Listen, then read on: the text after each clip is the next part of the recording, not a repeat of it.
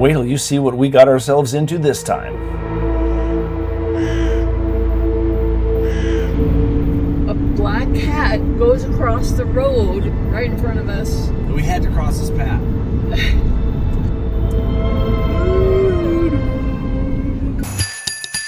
Unexpected crossings and unexpected weather.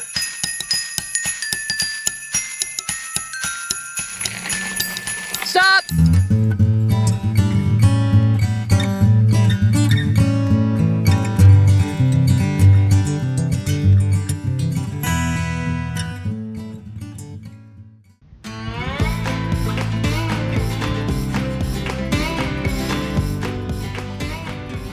Well, for those of you new here, welcome. We are Darren and Vicky, rolling around the country in our Wayfarer camper van, Vinny Van Go. In January 2026, we left our home in Duluth, Minnesota, celebrating my recent retirement with a 9,000-mile, 5-month-long VANtastic adventure. We headed due south through the Midwest, down to Texas. Yep, and then on to the west, having adventures all the way through New Mexico, Arizona, and Southern California. When we hit the West Coast, we cruised up the PCH. Check out our previous episodes up the famed Pacific Coast Highway. That took us through Oregon, Washington State, all the way up to the Canadian border. And now it's time to head toward home. But we still have a long way to go. More adventures lie ahead, still through eastern Washington, northern Idaho, Montana, North Dakota, and finally Minnesota. So buckle up as we make our way east along the Lewis and Clark Trail. One new and unique place we came to on this leg of our journey was a town best known for its complete transformation into a fully themed Bavarian alpine village. Once a bustling lumber town in the 1920s, railroad tracks were rerouted around Leavenworth, leaving the town on the brink of extinction for decades. In the 1960s, community leaders teamed up with the University of Washington researchers to reinvent the town. Inspired by alpine towns in Germany, strict civic design codes required all stores and signs and facades to adhere to authentic Bavarian architecture. And the gamble paid off. The dying timber outpost grew into the tourist attraction it is today, drawing more than 2 million visitors annually. We wish we could have stopped longer, but we had many miles to go that day to reach the BLM land we were shooting for. But when we finally got there, we wondered if we may have bit off more than we could chew.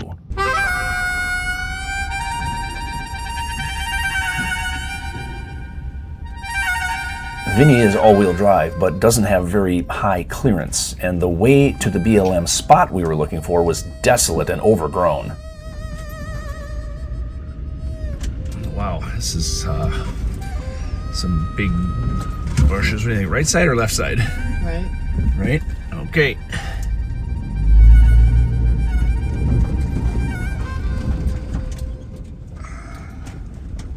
The road is curving up here. Okay. And I would like to see what's around that bend. Okay. If we got stuck out here, we'd be in big trouble. There's a highway down there. If we get far enough away from the highway, we won't be seen. Yeah. Wow. When's the last time any vehicle has driven on this thing? Jeepers.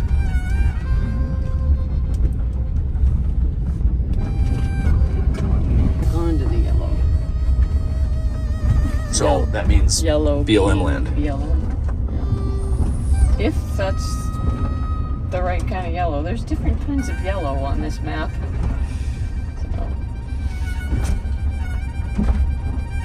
Well, looks like there's kind of a bit of a rock slide here. That's kind of dangerous to be there.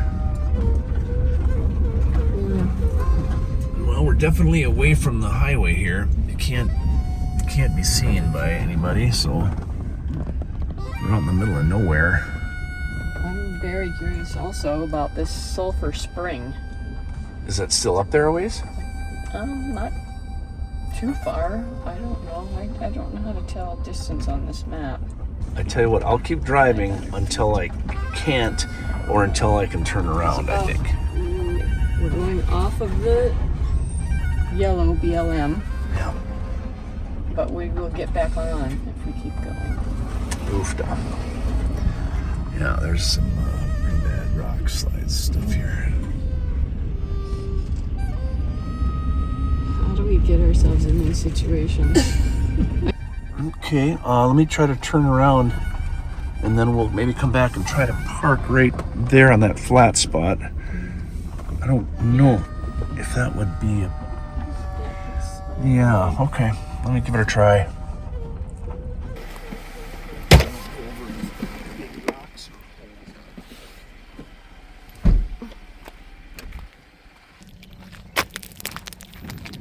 Okay.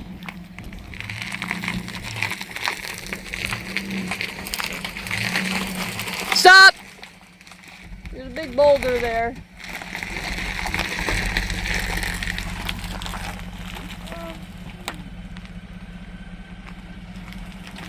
See this?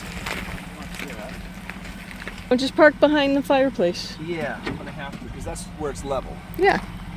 Okay. Feels pretty level. You can go a little further forward.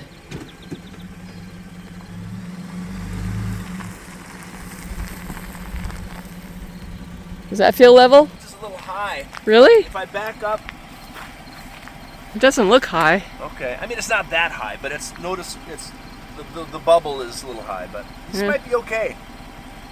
All Should we right. just call it good? I think so. Okay. The side is good? Yeah, side to side's perfect. Okay. Okay.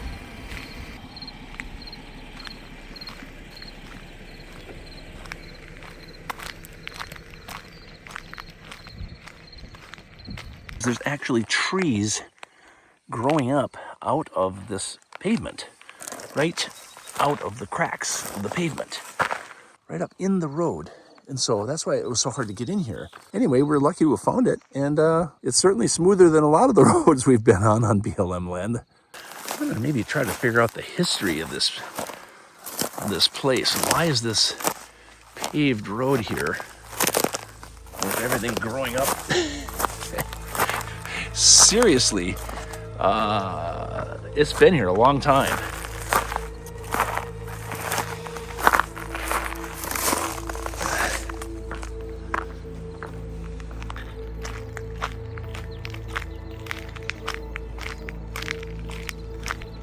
I'm not sure what these structures are.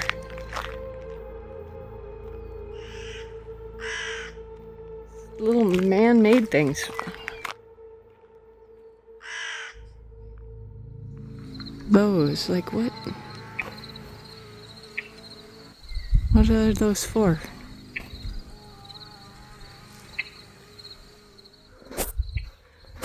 I don't know. We just got Starlink satellite hooked up yesterday, so we actually have Wi-Fi out here in the middle of nowhere, even though we don't have any cell signal. We thought it was like an old mining town back in the early 1900s or late 1800s. Turns out, what is it? It's a hot spring Yeah. resort. Yeah. It's a hot spring resort that was in the 1800s. Well, according to ChatGPT, Yeah. What is it? a sulfur spring infrastructure. Yeah. Remnants of a bathhouse, resort waterworks, spring capture system, Yeah. or early settlement era development. It feels like we're in a out west, Wild West movie. It's just fascinating.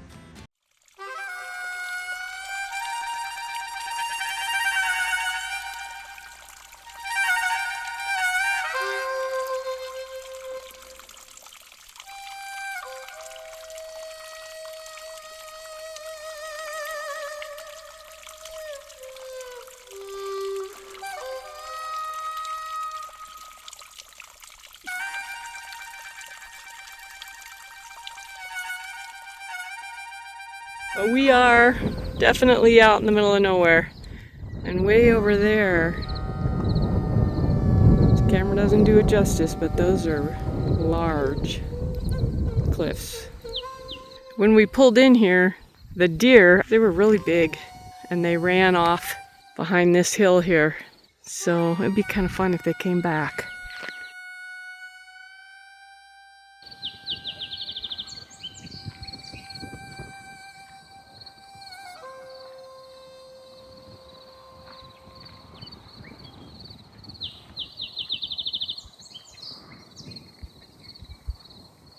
I was down in the valley. It felt so calm and beautiful, and then the sun came out, and I thought I'd come up on this hill to enjoy the sunshine. Man, no idea, it was so windy up here. Once you get out of that little coulee down there, wind is just whipping over these mountain or these hilltops. Even though the sun is shining, it's cold. It sure is a pretty view up here, especially now that the sun is shining, despite all this wind.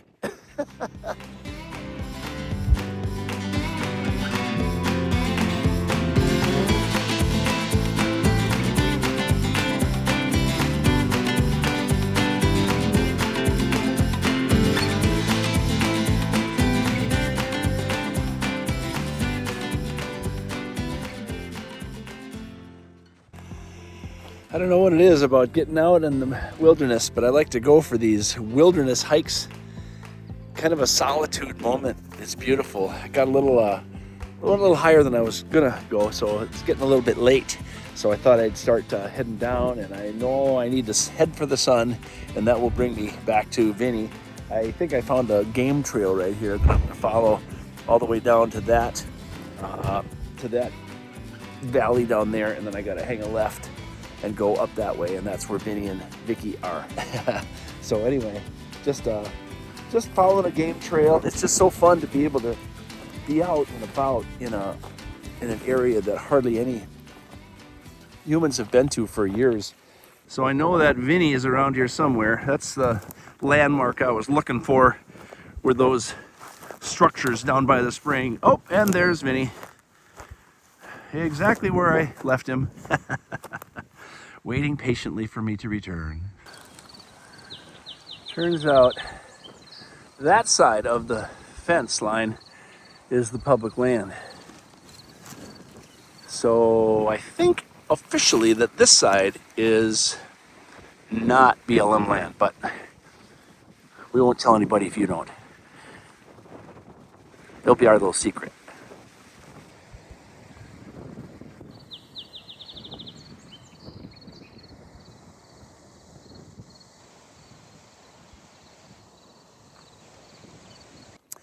So it turns out on our little walkabout this morning that even if we would have tried to go a little bit further down this road, we would not have been able to, because a rock slide has closed off this part of the road. Well, we could have moved the rocks. Yeah, we probably could. It would have taken us a little bit of time, but yeah, it's actually a natural rock slide here.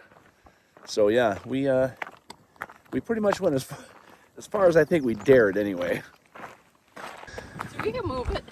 Yeah, go ahead. Well, I mean, I can move this one. One at a time, maybe. I don't know about this one. I don't think so. Maybe you could do it. Otherwise, we're stuck.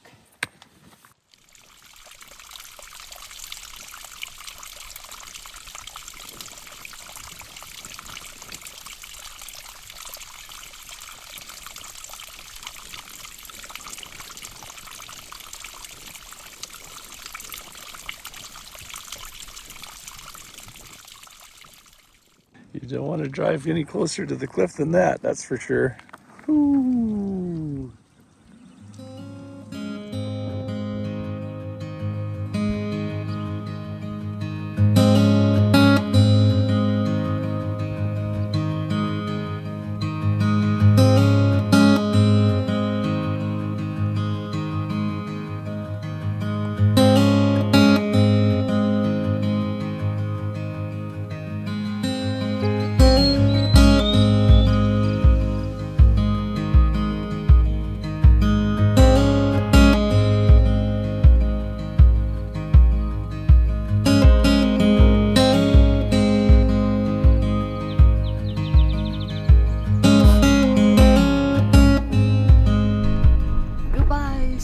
Springs Coulee area.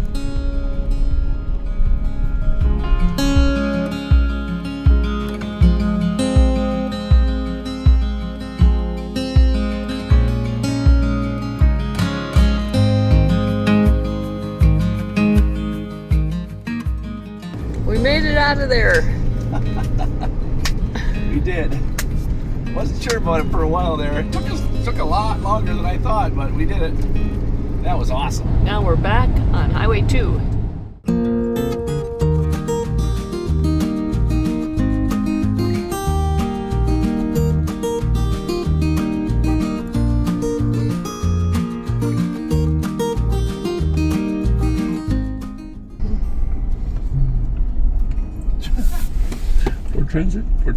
Ford Transit. Is that Ford Transit? No, that's a Ram. Good afternoon. Welcome to the Grand Coulee Dam Visitor Center. Here in just a moment in our theater, we'll be playing a short 14-minute film titled Desert Garden, which describes the extensive Columbia Basin irrigation project. This video presentation will be shown in the theater above the information desk in just a moment. Thank you. The dam was built between 1933 and 1942. It measures 550 feet tall, and it's the largest power station in the U.S. In 1923, geologist J. Harlan Bretz proposed a theory for these bizarre landforms. A flood of cataclysmic proportions, greater than any flood ever documented from the geologic record. Theory. But his story seemed too fantastic, one the world was not yet ready to hear. J. Harlan Bretz indeed discovered what must have been the most spectacular geologic event to occur on our planet during the Ice Age. He stood alone for over 40 years, insisted that no other explanation could account for the region's unique geology. In the end, he left us with a new understanding of catastrophic events and a humble sense of the magnitude of the great Ice Age.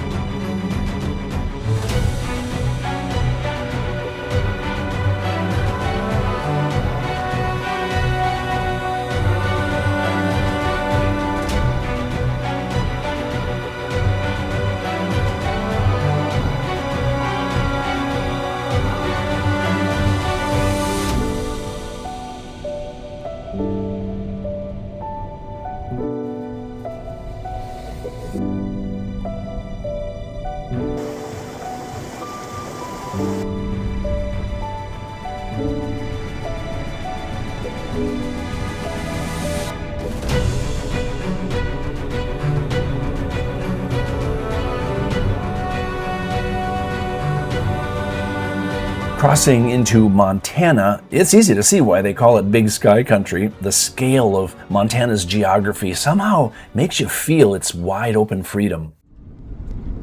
So we woke up this morning from the Harvest Toast that we stayed at, which was at a brewery and a restaurant.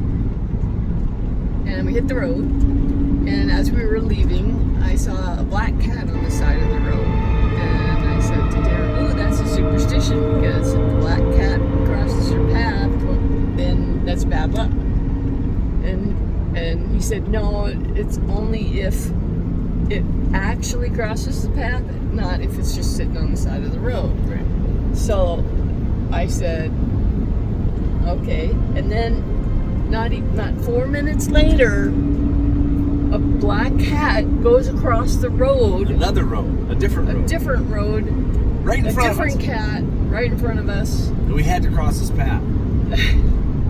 Now, how ironic is that we're talking about a black cat crossing your path, and then the black cat crosses our path? Of course, Darren is saying it's just a superstition, a stuperstition. I'd call it a superstition. But I'm a little creeped. And then we just went through a town. It's called the land. This is called the Land of Magic. And it was kind of a ghost town. And Google Photos or Google Map had us go off of the freeway onto this weird frontage road, this weird ghost town. We didn't know why, because it goes right along the interstate. We thought, why didn't she just send us on the interstate? Right. So we could see the black cat. Right.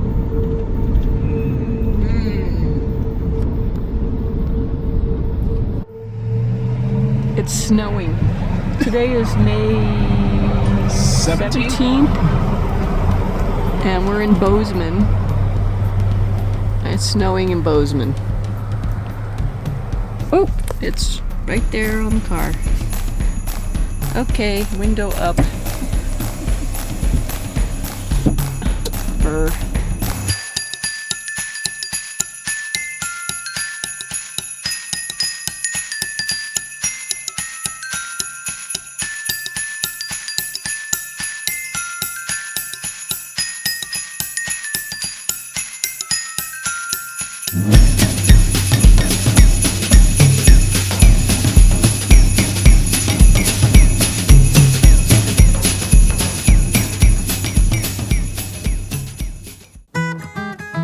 The Harvest Host app helped us find our next lodging place at this couple's farm and boutique orchard in Warden, Montana. They're not used to people. Yeah. They're kind of the same way. And they like junior. Christy and Larry Welch taught us all about their operation. They're like little orange Tic Tacs. Oh, for real? Yeah, they taste. They're citrusy. They taste like a lime or a tangerine or something. And what's that again? They're sea berries, or also known as sea buckthorn. Ah! And these are tough. These are tough plants. They're like Cardiazone 2. This is asparagus behind us. They'll grow up and fern out. They'll get probably 6 foot tall this summer. Oh, is that right? They'll just have beautiful. They'll just be beautiful ferns. And in the fall, they're beautiful yellow. Oh. Just gorgeous.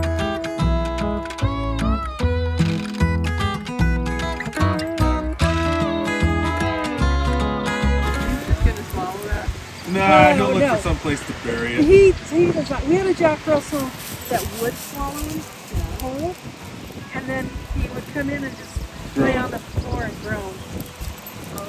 Yeah, he'd eat 5 or 6 a day, and then he would just lay on the floor and groan. His and hers. Yeah. Yeah, those are just the cheap Harbor Freight ones.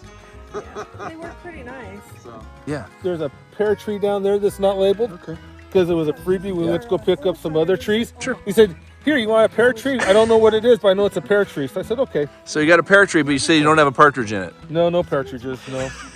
So how many eggs do you get? We get about 2 dozen a day. Oh, really? Yeah. You see the list of jellies we have. Yeah, mint. Yes, we do have some mint from our mint out in the garden, and we go to a farmer's market in town, and there was a boy that kept asking Christy for mint jelly, so she made mint jelly.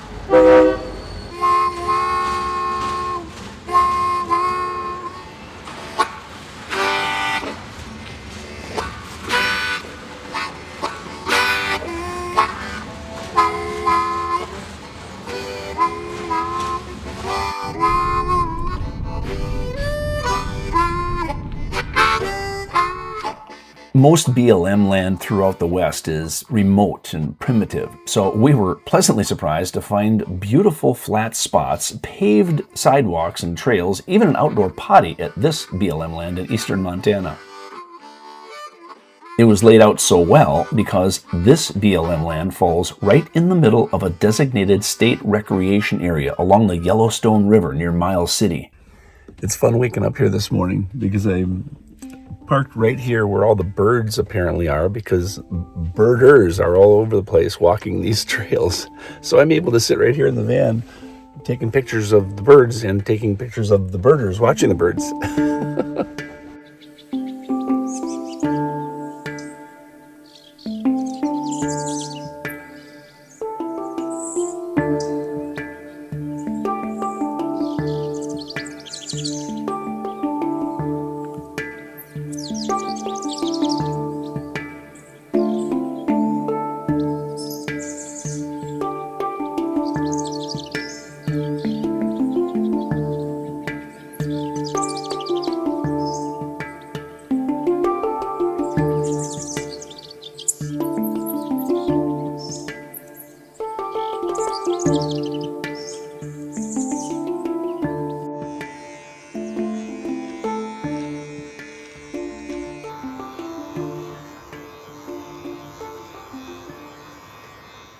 Leftovers come in very handy when you're out on BLM land. Just keep stuff around for long enough and it'll eventually get eaten. What do we got here tonight? Well, this is it's leftover asparagus from the restaurant. Yeah. I don't remember what restaurant. No, I don't either. Mac and cheese and a couple of short ribs that I heated up in the air fryer. Yeah. Bon appetit! With dinner now done, it's cleanup time, which is actually falling on Vicky's shoulders once again tonight. You know, when you live in a van, of course, you try to minimize just about everything, and water is one of the things that we try not to use hardly at all. So we've figured out a way to try to clean up without using too much water. This thing, parchment paper, that's made for the air fryer, so I put that in the air fryer. That keeps the grease contained, so I can just throw it away. And then this is the little grate. If I put this on top of the parchment paper, then I have to clean it. So I just because it's just grease, I just use a paper towel and wipe it off as best I can. And sometimes use these Clorox wipes. Even though they're not food grade, I do have food grade wipes too, but I'm all out of those right now. So we gotta go get some more.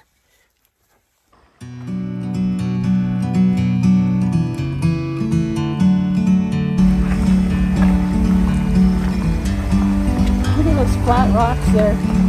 Looks like a giant lily pad. Like a bird on a tree, I'm just sitting here. I got time, it's clear to see. From up here, the world seems small. We can sit together. It's so beautiful, you and me. We meant to be in the great outdoors, forever free. We stayed at this site on the Yellowstone River for 3 days. We loved the quiet serenity and spent time walking along the river shoreline. Take a step back to see the truth around you. From a distance you can tell.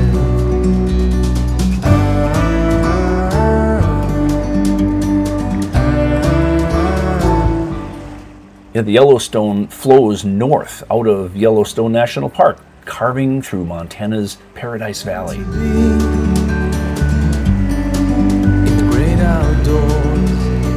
It stretches nearly 700 miles from its headwaters in Wyoming through Montana to its confluence with the Missouri River in North Dakota. The Yellowstone is famous for being the longest undammed river in the contiguous U.S. Forever free.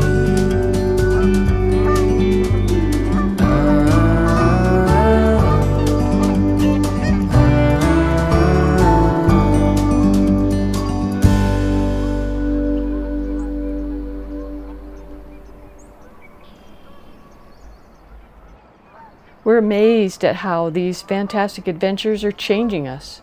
We're learning to enjoy the small things, a peaceful breakfast, a walk in fresh air and sunshine, and enjoying all of God's creation.